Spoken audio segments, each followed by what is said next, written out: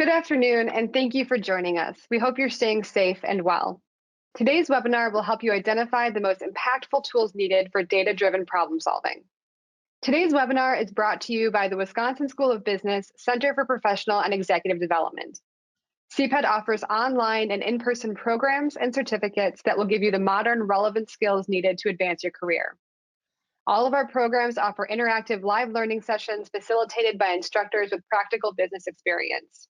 CPED also partners with organizations to provide customized professional development programs, coaching, and consulting. For more information on the Center for Professional and Executive Development, please visit our website at uwcped.org. And now I'd like to introduce you to today's facilitator, Scott Converse. With over 2 decades of teaching experience at the Wisconsin School of Business, Scott has developed numerous programs in his areas of expertise, which include project management, portfolio management, gathering business requirements, process improvement using Lean Six Sigma, business statistics, and decision making. As a practitioner, coach, and technical advisor, he is involved each year in the review of dozens of projects that range in size from local work group level to enterprise-wide initiatives. He also has over a decade of applied experience in the field as a former information technology director and software technologist. Welcome, Scott. Thanks, Kat. What a great introduction. Love the title that you gave this. Boy, we do live in chaotic times right now, and disruptions occur, though. I mean, the disruption that we're all living through is a pretty big one, but disruptions happen frequently, and when they do, they're often shocks to the system and shocks to our processes, and reveal some of the weaknesses or process problems that we've got. And I'm reminded of I guess it's a quote, a saying, a phrase. I tried to look up who it was from, but I'm reminded of this quote when I think of process problems and disruptions. Low tides reveal the rocks. I think the poet Warren Buffett, though, said it best. When the tide goes out, you see who's been swimming naked, and it's really true. I mean, look, when difficult times present themselves, they put a real stress on our processes. And one of the things that we need to be able to do is use data to understand better where our process problems are, and then be able to use it to develop countermeasure solutions. And so that's really what this is all about, this 1 hour period, is data-driven tools to help you improve process performance. Maybe not quite as provocative as the title that Kat came up with, but still really good stuff. And in particular, here's what I'd like to take a look at today. I'd like to spend a little bit of time taking a look at tools that you can use for data collection, because one of the problems when a disruption occurs is that frequently we don't have data that now reflects what the new current state is, what the new normal is. And so I want to give you some pro tips on how to go about doing that data collection. I'd also like to introduce 2 tools to help you with the analysis of that data that you've collected. One's about variation analysis, big leading issue when it comes to poorly performing processes or processes that are under stress. And the other is about workflow or queuing dynamics. And in particular, we'll be taking a look at how it affects resource allocation and staff resources in the example that I provide. And speaking of examples, I thought I'd weave in with the tools and the content a couple of examples. One came actually directly from a recent process improvement class where we had a participant bring in a real live project problem that they were working on, and we started working through it, and it's in the supply chain area. So we'll take a look at that. And then I'd like to also spend some time taking a look at more of a service and transactional environment in which workflow and queuing dynamics was used. You know, along the way, we'll throw in a little business stats. We'll bring out the central limit theorem, Little's law. Oh, it's going to be a great time. Let's get going. Here we go. So over the last decade, an extraordinary amount of investment has been made in the field of data analytics. Whether you call it business analytics, predictive modeling, neural networks, machine learning algorithms, the whole area of big data. Incredible investments have been made, and there's a whole suite of tools that can really help you glean insight on your business. And I encourage you to leverage this relatively new field and its capabilities. And I do want to take a moment just as a side, to do a little call out to my colleagues just down the street at the Wisconsin School of Business. We just rolled out a new graduate program offering Masters of Science in Business Analytics, and they're doing great work there. They were able to get it up to speed real quick, and super high quality. The reviews are in, and they just scored number 7 in the U.S. So great job, you guys. Keep it up. Keep going. I'm looking for number 5, number 2 next year.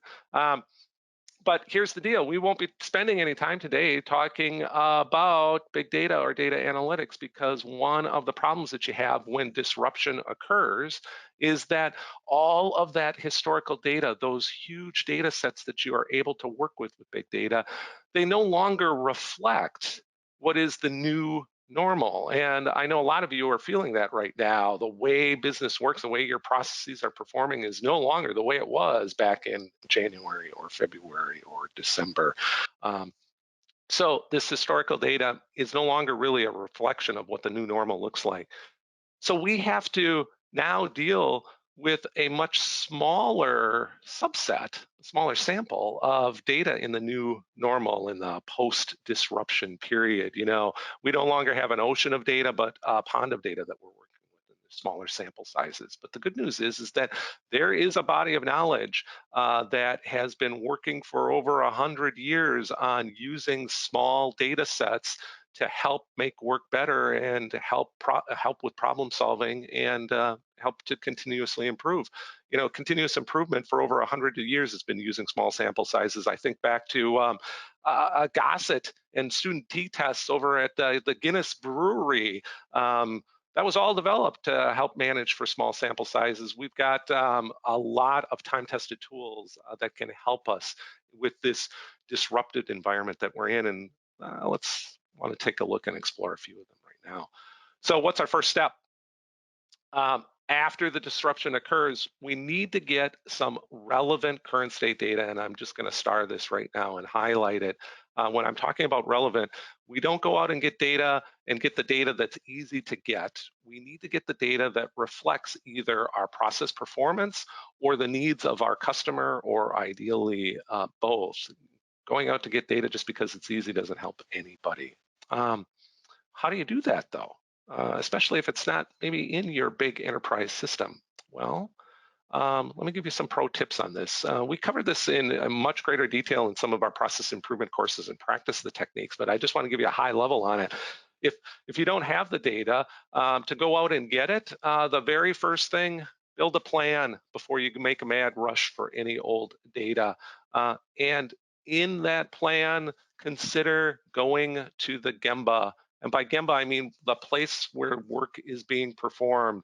Get up out of your chairs, get up out of your hunkered in dens, and go to where the work is being performed and watch and hear the voices of those that are involved. So I'm really talking about how a lot of the data that you may be I don't want to say forced to use, but a lot of the data that you may have to go to when you're analyzing in this new normal disrupted environment is direct observation and voice of customer interviews. And they're powerful ways to glean insights on what's going on now in current state.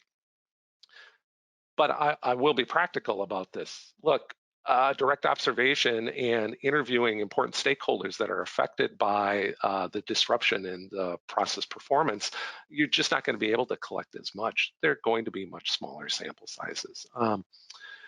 There's more, though, besides just doing direct observation and voiced customer interviews in your plan. A couple of other key things to consider is to make sure that the folks who are helping you collect and measure this data, that you're all working from the same script. you're all measuring the same phenomena so that you all have clear operational definitions around what it is to be measured, how you're going to measure it, what types of tools you'll be using to measure, where it is you'll be measuring, and how much is enough before you can say, I have a good understanding of current state. All of this needs to be included in your plan. I mentioned earlier, smaller sample sizes will be the norm, and I'm going to spend a little bit more on these sample size rules of thumb in just a second. But in addition to building a plan, after you've got the plan, but before you go out and get the data, you're going to want to prototype. You're going to want to test out the methods that you're using to go out and collect this data. Prototype the tools before you actually run the experiment. An ounce of prototyping preventative measures where you test things out is worth a pound of the data scrubbing that you might have to do if you don't do this important step. Test your data results before you grab the bigger data set. And then finally, I mentioned this when we started, and I just want to reinforce it one more time. The data that you go out and collect should be in some way tied to your process performance, your customer needs, or ideally both. All right, so you've got a plan in place. You've got everybody on the same page. You've done the prototypes, and you go out and get that data. What happens next? Well, we first want to consider how much data is enough. So as we're collecting, I frequently get this question from process improvement teams. Scott, how much is enough? And the answer is, well, it depends. It depends on the type of data that you're looking at. And honestly, I'm going to give you a couple of rules of thumb here, but the body of knowledge and the toolkits that can be used for sample size calculations is greater than just the couple of minutes that we're going to give it right now. Treat these as rules of thumb, but devil's always in the details with this. But here are the rules of thumb that I give folks for how much data is enough for you to feel comfortable that you have a good and confident understanding of what's now going on in current state. You have a high confidence level of what you're seeing in the data is a real reflection of what's going on in current state. If the type of data that you're looking at is continuous, the type of data you're collecting is continuous, and by continuous, I mean data that might be distance data or speed, dollars or variance from budget, time, temperature, or any other physical phenomena where you use some sort of a gauge to measure the phenomena, we're talking about continuous data, and only 30 or more data points is what you really need to have a very high level of confidence that what you're seeing in the data is a real reflection of current state, and that if no changes are made, it's a real reflection of what will continue to happen without any other changes. If though the type of data that you're going out to collect is not continuous, but close to it, Likert scale data, for example, where you don't have 10 or more tick marks in the gauge, you only have 1 to 5 tick marks, and you're using it for attitudes or satisfaction levels or opinions, sample size needs to be a little bit bigger. 300 or more is what we suggest for high levels of confidence in that. And then if the data that you're looking at is a form of discrete and the simple pass, fail, yes, no, in, out type of data that we frequently see in process performance activities, you're going to need even more. 1,400 or more is what we're looking for there. Great rules of thumb, though, to help scale and scope the amount of effort needed for your data collection plan.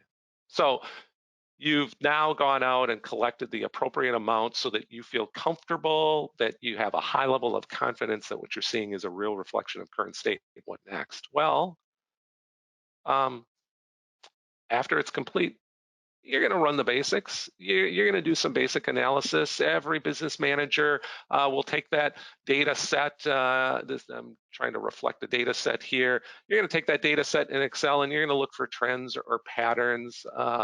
Simple time series charts sometimes help with this. You'll calculate central tendency, your means, medians, and modes. You'll look for averages. And you for sure are going to be doing some rank sort ordering of data. We do this all the time, especially when we've got multiple category types, like we want to sort across different product SKUs or we're sorting across different geographic regions, or different employee shifts. Yeah, you rank sort order all the time. In the world of process improvement, we call that Pareto analysis. And I'm going to skip those basics because I think you've all got a pretty firm handle of that. Instead, what I want to do is take it one step further. I think one key piece that many business professionals and business managers miss is that after you've got this data set here, you're going to want to try to understand the variation that is inherent in that data set. All processes have variation, and understanding how much and how it affects your customer needs is critically important. The first thing that I do is I want to display the data set visually so that I can see that variation. You know what I'm talking about here? Histograms. Look, I know for a lot of you, you were introduced to histograms in 8th or 9th grade math. They've been around forever, but we never use them. And it's such a shame. I think one of the biggest frustrations I have with Microsoft Excel is that this very powerful tool is buried deep in the user interface. Using histograms is going to help tremendously, and you'll see that in a couple of the examples coming up. And if you're not familiar with how to do it, it's only a few clicks. You just need to know where to go. And you can do a quick Google search on building histograms in Excel. Heck, I've got a couple of YouTube videos on my YouTube channel that can lead you in the proper path. But in addition to building these histograms where we'll take the data set and we'll visually display it, I also want to calculate variation. I'm going to be looking for things like range, which, yeah, it's okay, but there are some problems with a range calculation. And instead, I like to use standard deviation. And I know as soon as I said that word, standard deviation, there were a few of you that just clicked the unsubscribe, or you got the nervous twitch on the side of your head. It's not that bad. We do a poor job of explaining it in a lot of our business stats classes, and in just one more minute, I'm going to give you a really easy way to tie standard deviation to your process performance visually and easily. But standard deviation is a robust way to measure that spread. We'll take a look at how we use that in just a second. And then finally, in the visual display, I like to superimpose my customer needs. This could be the requirements or the specification limits or the tolerances or the service level agreements that you've established with your customers on top of that process performance data. Having the process performance data visually displayed helps, but then superimposing it over your customer needs can really give you some great insights.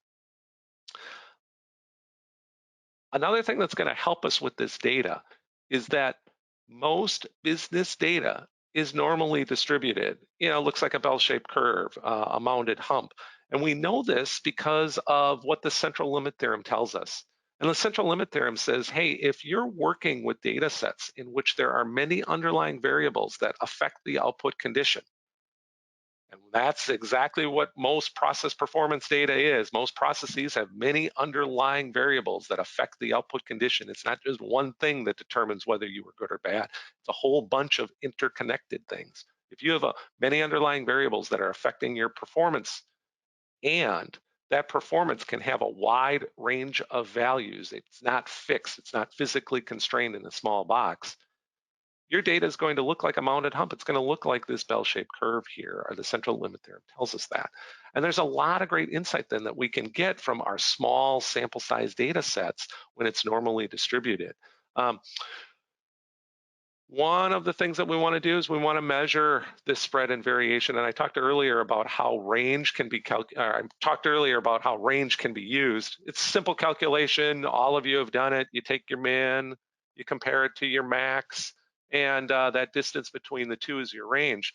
Here's the problem though with range. It's easy to calculate, it's easy to understand, but it's not very robust, because if something extremely unusual happened to one of these two data points, whether it was your min or your max value, you could have a much larger range value than what the rest of the data set is experiencing in terms of variation. It's just not very robust. Standard deviation, on the other hand, is a robust measure. It uses all of the data points in the data set. And so it is a much closer reflection of the real variation that you're seeing in current state. And that's always the goal. We're trying to understand as much as we can about what's going on now in this new current state. Standard deviation is robust, and it is easy to understand and see. It's where the upside down bowl meets the sideways bowl. Here's how you calculate standard deviation. Forget the formulas. After you visually display your data set as a histogram, take a look at where your upside down bowl of your bell-shaped curve meets. Now I'm going to change my pen color here. Take a look at where your upside down bowl meets your sideways bowls. Where they meet that point of inflection right there, we're going to measure that distance to the middle. Oops, let me get the pen back. We're going to measure that distance to the middle, to the mean. That's what the middle is right there. That's your average or your mean calculation. And that distance from your saddle point or inflection point to the mean, that's your standard deviation right there. And it's a measure of spread.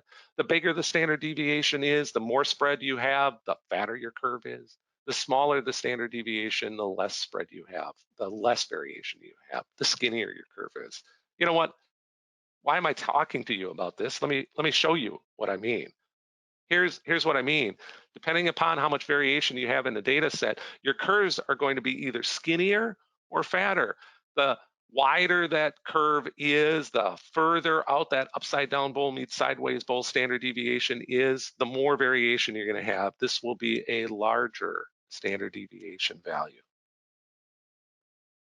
And the opposite is true for your skinny curves. When you have very little variation, you have very consistent process, your visual output is going to look skinnier.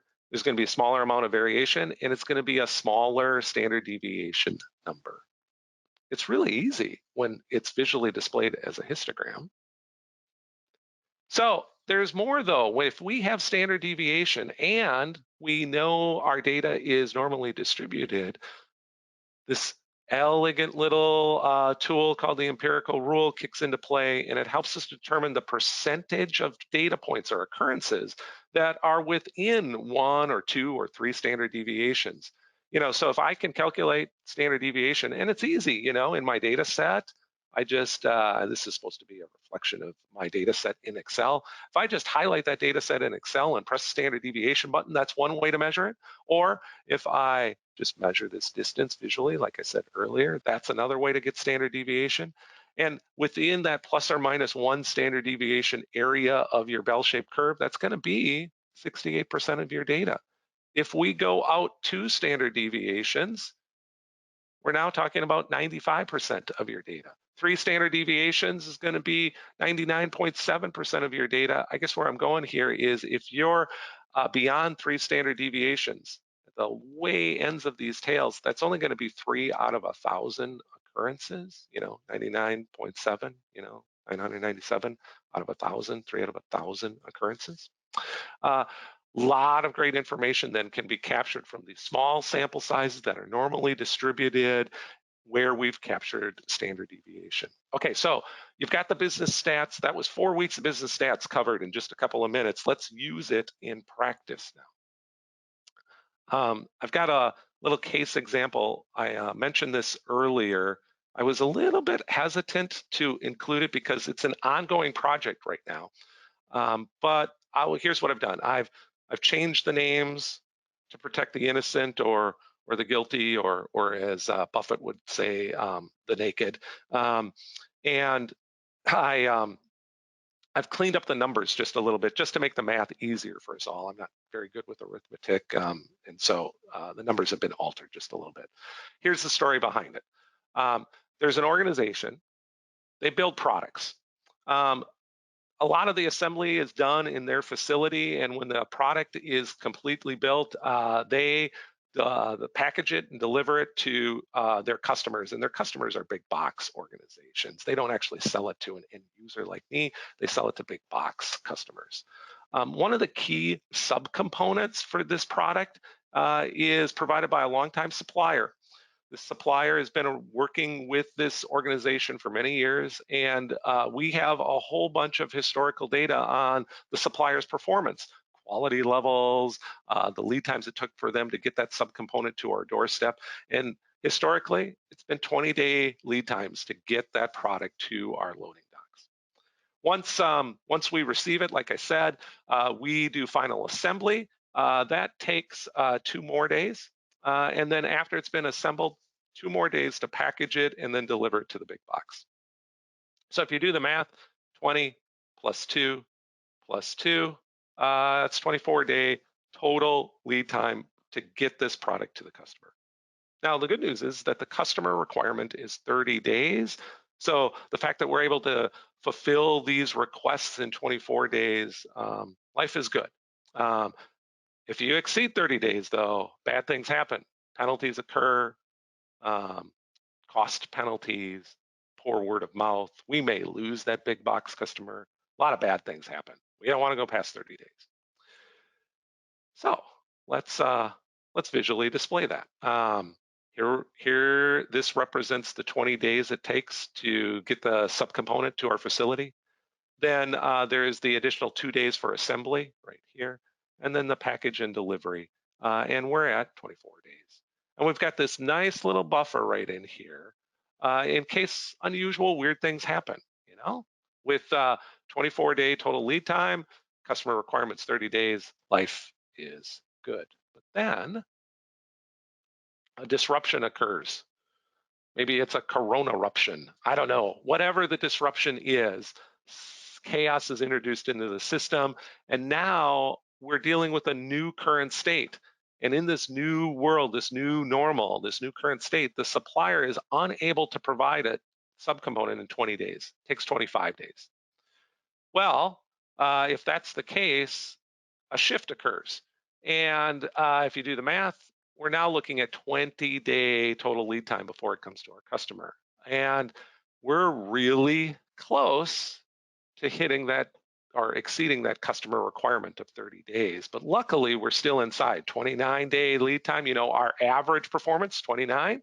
Our need is 30. We're under what is needed. Everything is good, or at least so they thought at this organization. But remember, low tides reveal the rocks. Here's what was really going on. These aren't sticks. Making decisions and performing analysis solely with averages is an incomplete view of what's really going on. Here's what's really going on. All processes have variation. And so we need to not manage based on the averages or these lines. We need to consider our distribution curves, our bell-shaped curves that are associated with this performance. It's not every single time 29 days. Sometimes a little less, sometimes it's a little bit more. And when you visually display the process performance as 29 days in this bell-shaped curve here, you can pretty quickly see that everything outside of 30 days, this region, that's the frown zone. That's where the organization is paying for penalties. The customer is dissatisfied because it's taking them too long. And it's almost 50% of the time that this 29-day average is creating pain and frustration. The low tides revealed the rocks. Ouch. So here's what happened. They got a break. This organization got a break by the customer. It was a truly chaotic, disruptive period, and the customer decided that, you know what? This is a global weirdness going on, and so we're going to extend to all of the folks that provide us with the materials that we're requesting, these orders that they're asking from our company. They temporarily extended the requirement. They moved it out from 30 days to 35. So the new requirement set at 35 days, the organization dodged the bullet. But my question to you, the at-home audience, is how long do you think that this disruption will last? How long will this new normal be? Will we go back to the old normal? Which will end first? The patience of the customer in extending this grace period of 35 days, or going back to the old normal?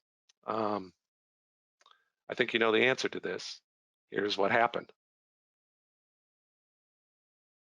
Um, Further disruptions occurred. It wasn't just like a one-time thing in March and April and everything went back. It continued to be disrupted.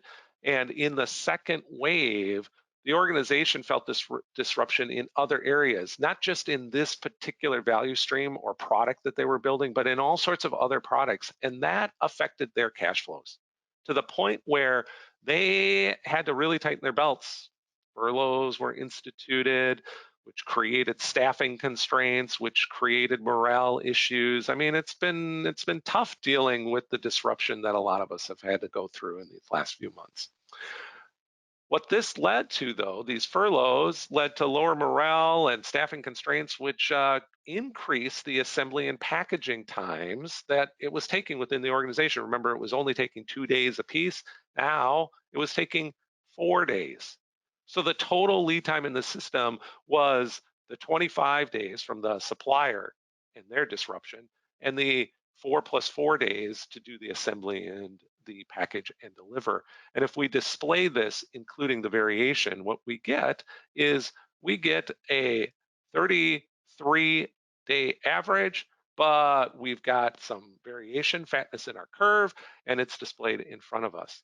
And of course, you know what happened by the big box customer. They realized that this disruption isn't going away anytime soon. And so they went back to the old way. They said, we can't continue to extend these grace periods. It's affecting our business as well. So they moved the requirement back to 30 days. Yikes. So now look at what we've got. We've got, gosh, almost, I'm eyeballing it here, and it looks like over 3/4 of the time we're not meeting our customer needs. And if you use the power of Microsoft Excel and the norm dist function, or your fire up your business statistics z-score table in the back of that textbook, you can calculate it out, and it's about 85% of the time we're not meeting customer needs.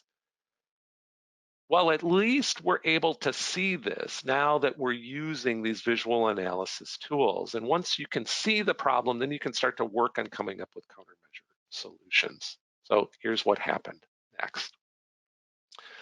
What they do. By having these data-driven tools that help us to see and understand and manage variation, they could see that this was going to be a problem. They began proactively to look for other suppliers that might be able to fulfill their needs. And they got a little lucky. They found a local supplier that did a little bit better than 25 days. It was 23 days. So that helped a little. That alone wouldn't get them over the hump, though. They also spun up some process improvement teams to work on, well, shifting performance from the 4 days for assembly and the 4 days for delivery back down to the 2 days, the way that it used to be in the old normal world. But there was a real focus on reducing variation as well. Let's figure out ways to skinny the curve. And in their future state projections, now they're still in it, they're still implementing some of these solutions and some of these future state ideas, but their target is for 27 days. That'll be what the average is, the center of our bell-shaped curve, and reducing the amount of variation, skinning the curve down to 1 day of standard deviation measurement of variation. And what that leads us to is just a tiny, tiny little bit in excess of the 30 days. 27 with a skinnier curve is going to meet everybody's needs. So they're not out of the woods yet, but they at least have found a marked path that will lead them to the trailhead, and they can begin their journey for continuous improvement. And I'll be really interested to see how things continue to progress. But early on, things are looking good for them, and variation tools have helped. All right. Let's take a look at another concept, though, besides variation. Important one, variation analysis, but another area that's a big focus for continuous improvement is flow and the management of flow in dealing with flow disruptions. Now, in the manufacturing sector, sometimes when I talk about flow, we're really talking about batching sizes, how larger size batches can disrupt flow, and how we try to reduce those batches, a quest for single piece flow if possible. But I don't want to do a manufacturing example. I'd instead like to take a look at how flow affects a service and transactional environment, especially how it affects your staffing resources. The great thing about flow analysis is that we've known a lot about managing and understanding and predicting flow for decades. It was back in the 1960s that John D.C. Little spent time building the foundations of what is now today modern day queuing theory. And Little's law tells us that if you want to manage and understand flow better, there are really three variables. that you need to understand and collect data on in current state. And here's the good news. One of the variables is just a simple count. You won't even need to build a data collection plan for that. There's only really two variables that you're going to have to go out and collect this new disruptive current state data on. The first one is arrival rates. This is the number of incoming requests that your customers or stakeholders are making to you. And we're going to measure it in the form of incoming requests per unit of time. In the example that follows in just a moment, it'll be a request per hour that come into the system. We call that arrival rates. That's one of the three variables that we need to get data on. What is our arrival rate for this particular process or product request? Another variable that we need to capture, get data on, is service rates. This is how long is it going to take a person or a team of people or a machine to complete the requested service. So it's measured as the completed service requests per unit of time. And again, we'll be taking a look at it as how many requests per hour can be completed. Notice, though, that service rates, they could get worse, if you've got, say, new employees, new staff, or you've got machines that haven't gone through their general maintenance cycles. Your service rates could go down, or service rates can go up by applying process improvement principles, eliminating waste, all ways to increase service rates. But regardless, we want to go out and capture data on what is our service rate for this particular process or product request. Arrival rates and service rates, two that we're going to get data on. And then the third one, it's a simple count. It's the count of the number of servers.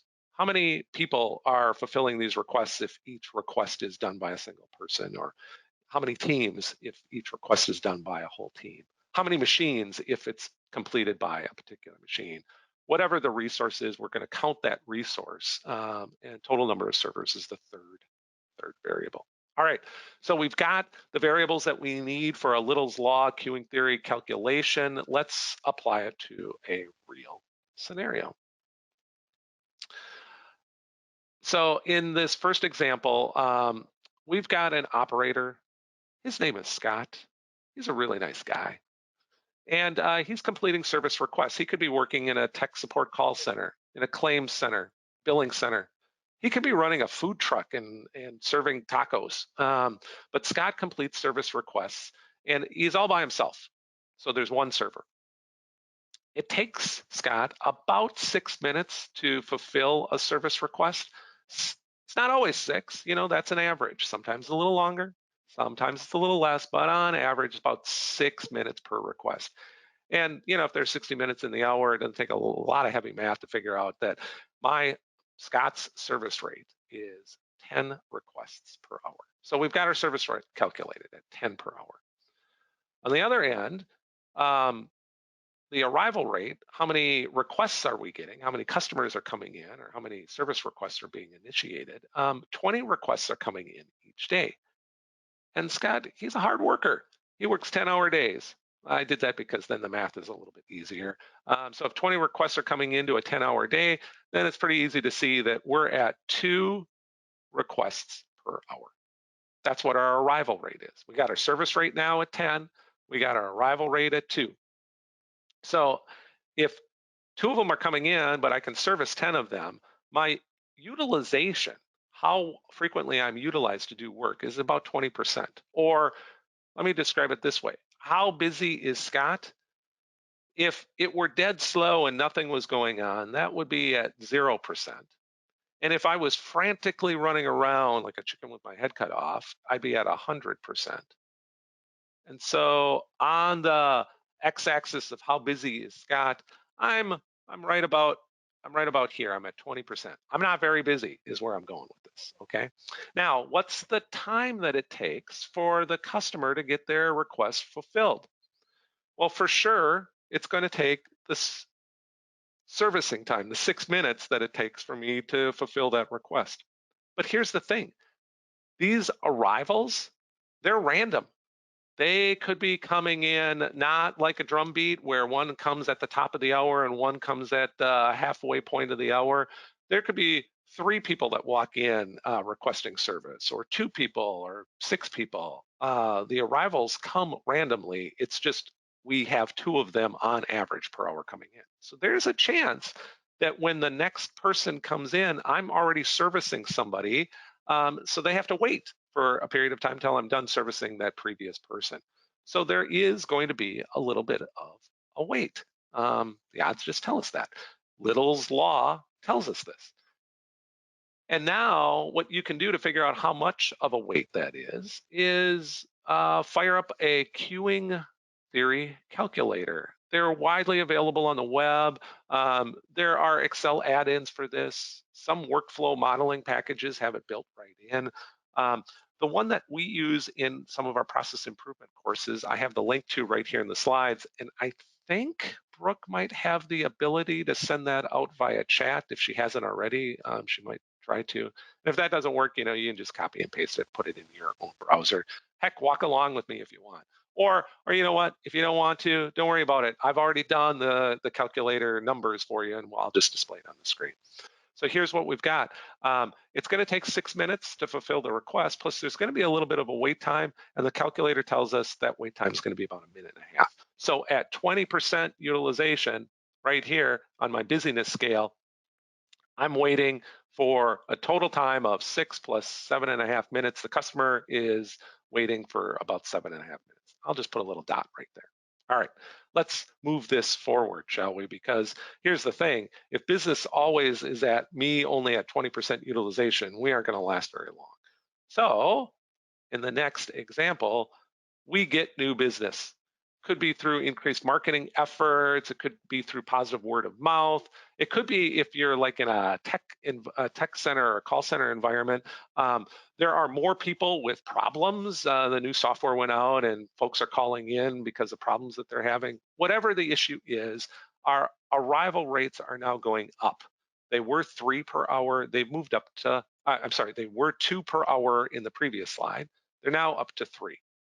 If my service rate is 10 and the arrival rate is 3, it's pretty easy to see that the utilization now is moving from 20% to 30%. And this x-axis is no longer the Scott's busyness factor. What we call the x-axis is capacity utilization. And at 20 minutes, we were at about 7.5 minutes for the total time to service customers. At 30% utilization, there's just a little bit longer wait, about 8.5 minute wait, or I'm sorry, 2.5 minute wait, add it to the 6 minutes, 8.5 minutes total time in the system. So at 30%, we're up just a little bit. And now we can play this forward, and here's what we'll find. Little's law in the capacity utilization model. It's a curve. It's not a straight line. As utilization increases, as I get busier and busier, as more requests come into the system, the total time in the system goes up. So it's going to go up like this. But as we reach 100% utilization, it doesn't continue in a linear fashion. It moves up exponentially. It's a curve. It's not a straight line. And as you get close to 100% utilization, wait times go up dramatically. And like for this example, when we were at 20%, 30% utilization, we were at 7-8 minutes it was taking when we were down here. If we're at 90% utilization way up here, let me get my pen back. When we're at 90% utilization way up here, you can see it's going to be a much longer wait. This delta in here, the difference between the two is going to be much greater. The waits are going to be much longer. And you can use your queuing theory calculator and put in a utilization of 90% or 9 requests per hour coming in. And it's going to be over an hour for the total time for these customers to get served. Ouch, that hurts. We know this intuitively, though, that as you put more stuff into the system, everything starts to slow down. We also know that as we make our workers more and more frantic, they get more and more burned out. So you can't have people around at this 100% utilization forever. So business managers don't want to see unsatisfied customers waiting forever. They don't want to see staff members burning out. So they do what any good business manager would do. As business grows, additional staff is added. Okay, so let's take a look at what happens next. We're at 9 requests per hour.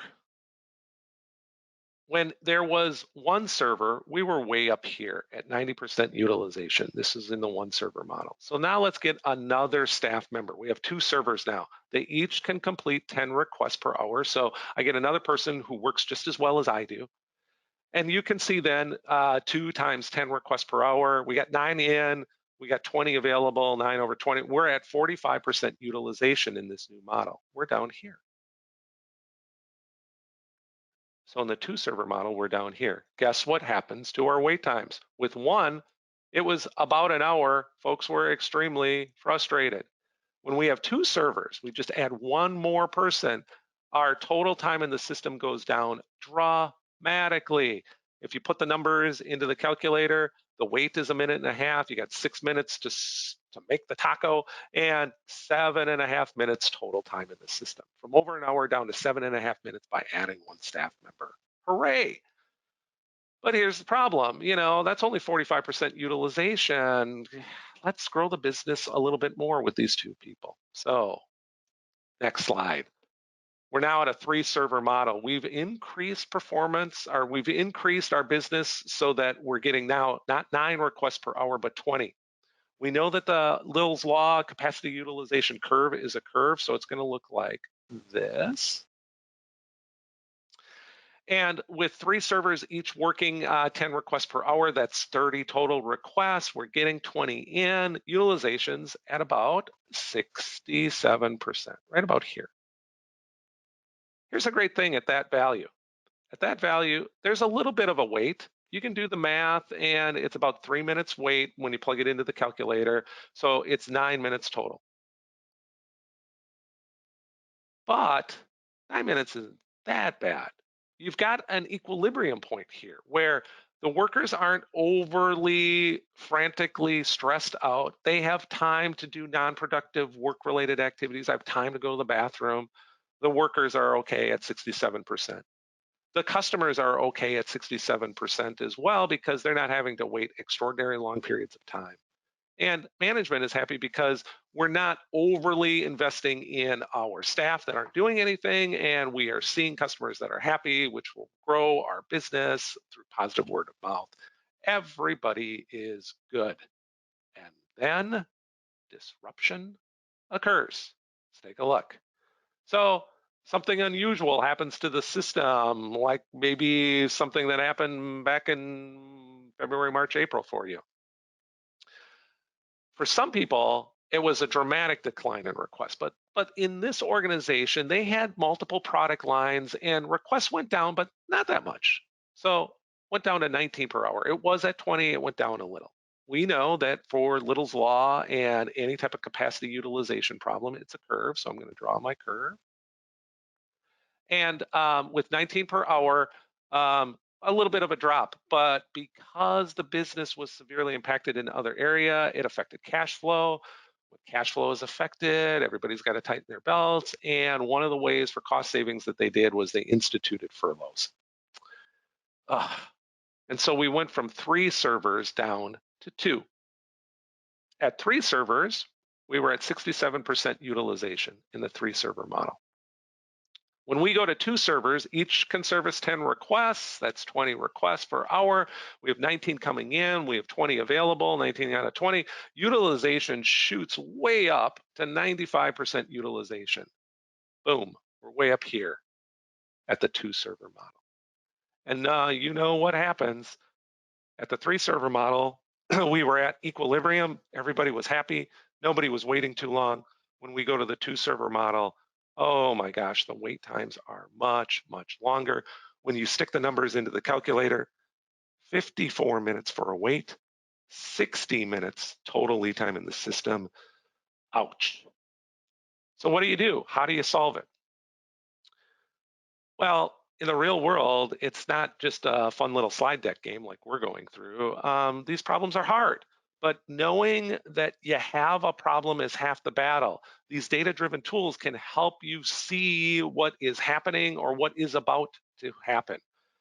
Knowing that it is a curve and not a straight line is a key insight for you as a manager. And one answer might just be to prepare your team for the pain and frustration that's going to ensue.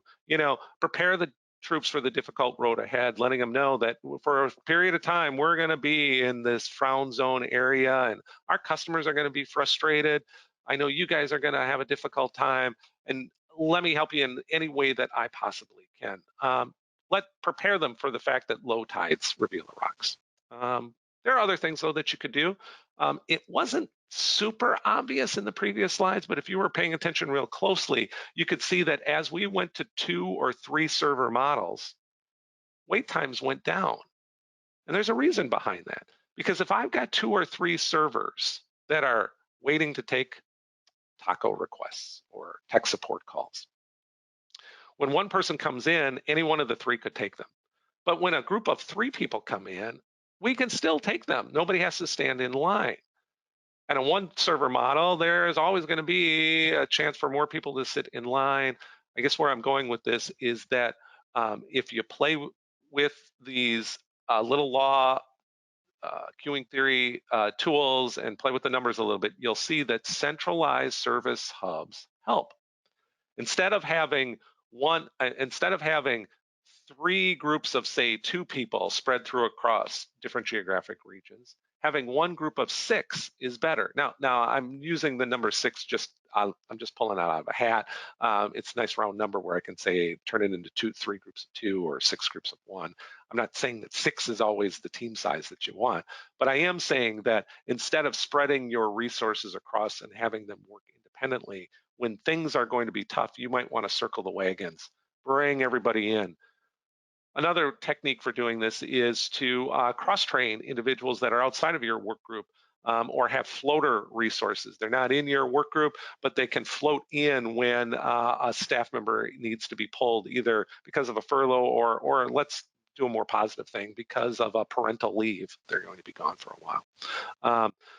I guess in the end, what you want to be mindful of is when you go past this certain critical point, for most organizations, it's about 80%. When you go past that critical point, things go up dramatically. So be mindful of where your capacity utilization is.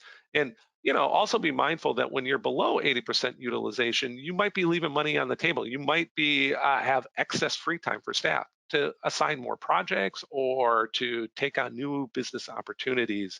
You want to be close to that critical value of 80%. And when things go one way or the other, that's when problems ensue. Wow, that was a lot in a short period of time. I mean, that was 2.5, 3 days of process improvement class spun into a tight little packed 1 hour piece. Here are my final thoughts. Look, the takeaways. Data-driven tools can help you to see problems in the new normal, in the new current state that you have. When you have a new current state, don't just feel as though your hands are tied. Know that you can perform analysis and you can see what's happening. And then once you see the problems, you can start to work on improving them.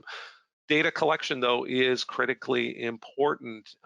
Make sure, though, that when you're collecting that data, the data that you're collecting is relevant. It's based on performance, the process performance, as well as customer needs, that you've built a plan and you're following that plan. And then after you do the basic review, look for variation. Visually display it. Do a histogram, superimpose your customer specifications or customer needs, and then ask yourself, do we need to shift? Do we need to skinny? Do we need to do both? The shift and skinny principle applies here. Consider flow as well. We want to try to manage flow. We do not want clogged pipes. Clogged pipes slow everything down. And as you get closer and closer to 100% utilization, things slow down not just a little bit more, they slow down exponentially as we approach 100%.